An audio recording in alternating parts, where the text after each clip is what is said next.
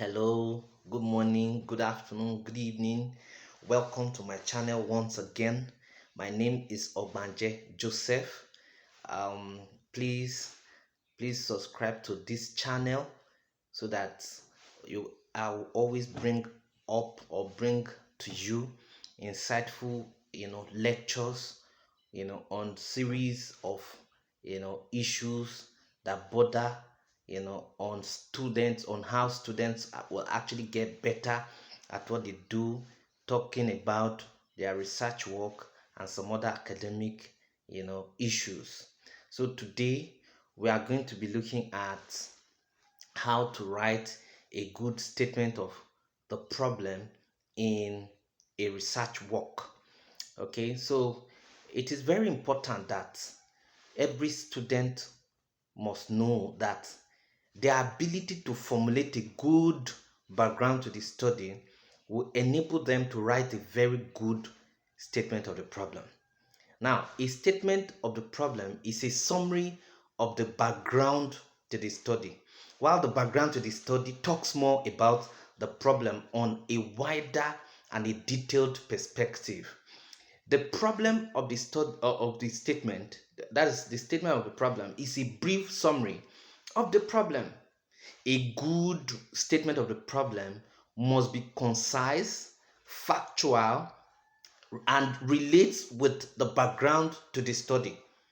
Now, it should be brief enough to state the problem in a single line, then supported by previous research, both empirical and theoretical. So you see that, you know, under the statement of the problem, the researcher attempts to focus on a stated goal. A stated goal. You must have a goal that you are stating under the statement of the problem. So it must be limited in scope so that a definite conclusion can be made. Now, the overall problem must be stated under the statement of the problem. So a problem suggests a specific answer or a conclusion. Now, usually a statement of the problem, okay, suggests a controversy or a difference of opinion existing in academics, or the knowledge gap that prompted the study that has been identified. So a statement of the problem is a declaration statement made and how the research study addresses that gap. So most times even the gaps in literature is also the statement that is also the identified problem. So one key feature of academic work, reported in a project, dissertation, or thesis is that the researcher is expected to place the work in the context of related work and to explain why it is necessary to do research.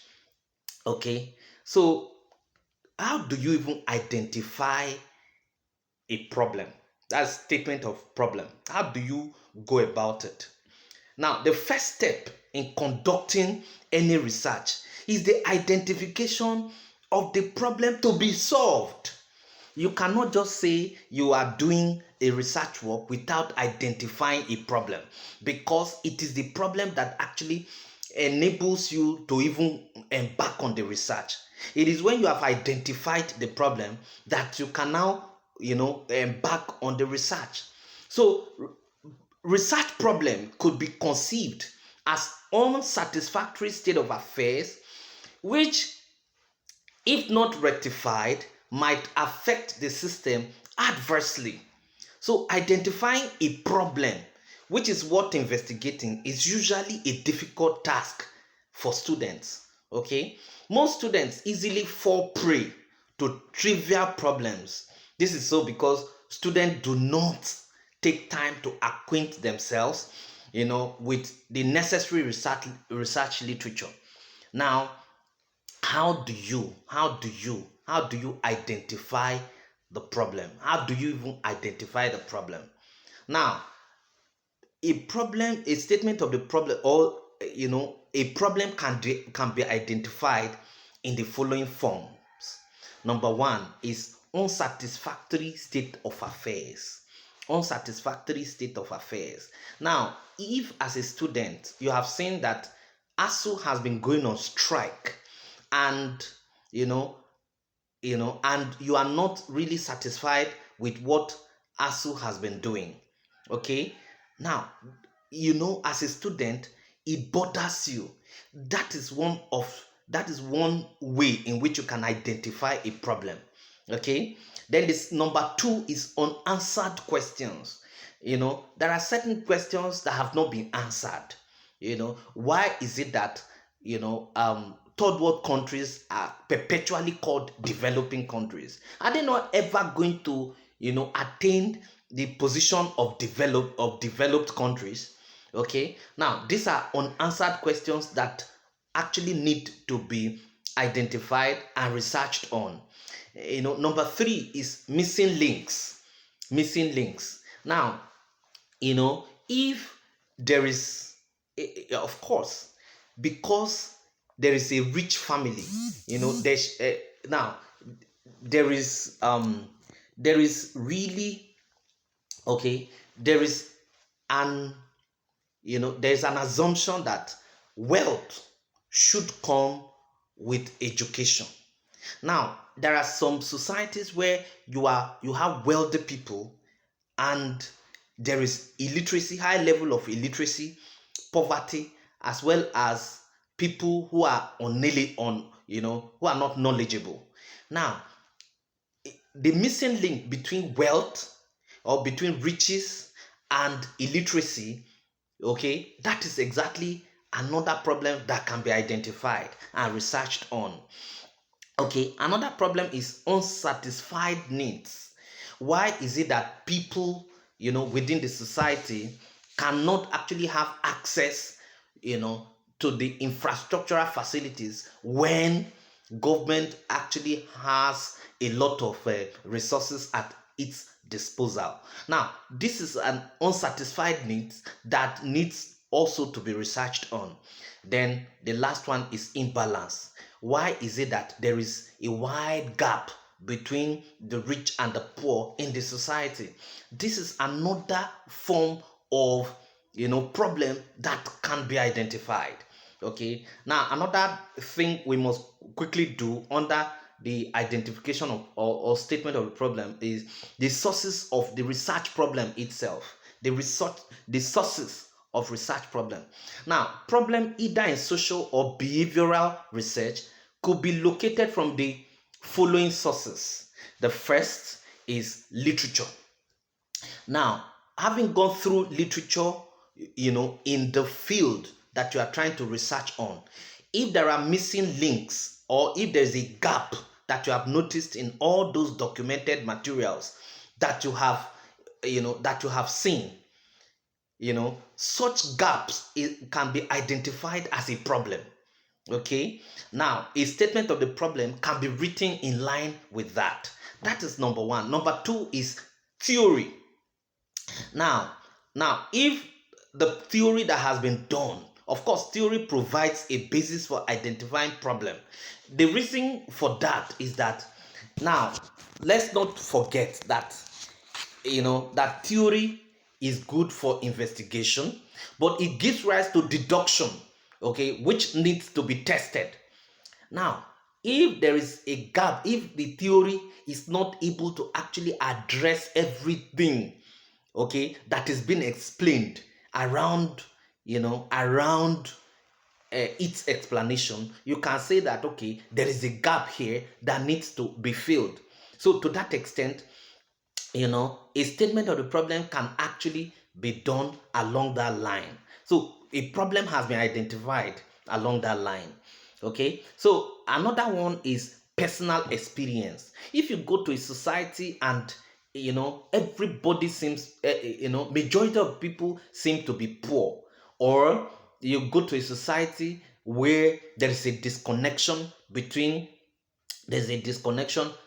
wealth and education or academics, or there's a disconnection between employment, okay, and wealth creation. You can actually come up, okay, that is a personal experience. That is a personal experience. You can actually formulate a statement of the problem along that line. Okay, then number 4 is report of previous research.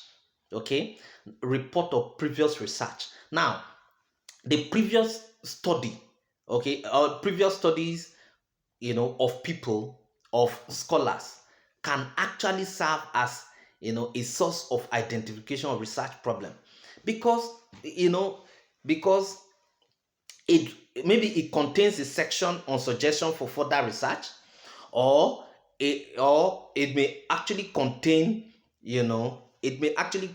an identified problem that could be further investigated. So reports of previous research works can actually help you, to do what, to identify your problem and then state it, expressly in your work.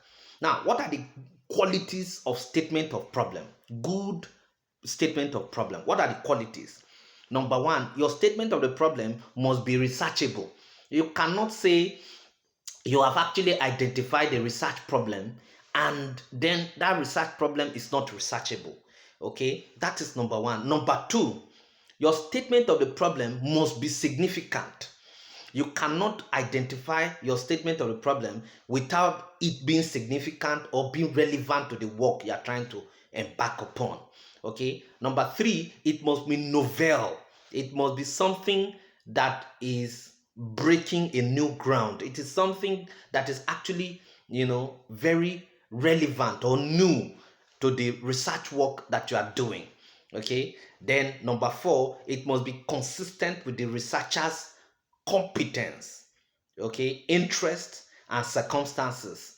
Okay, so those are the things. So statement of the problem is actually very important in a work. Okay, very, very important in a work, because once that statement has been identified or stated, okay, once the problem has been identified and stated, then research work, has actually started.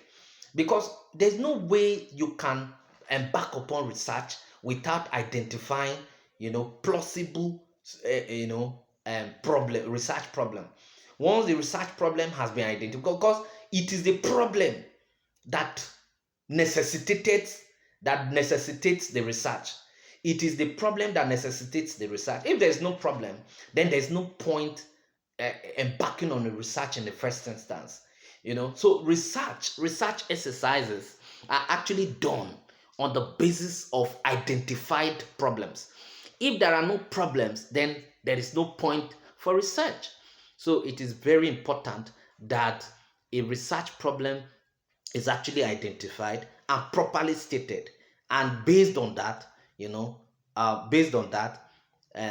the research exercise is properly carried out. Thank you very much.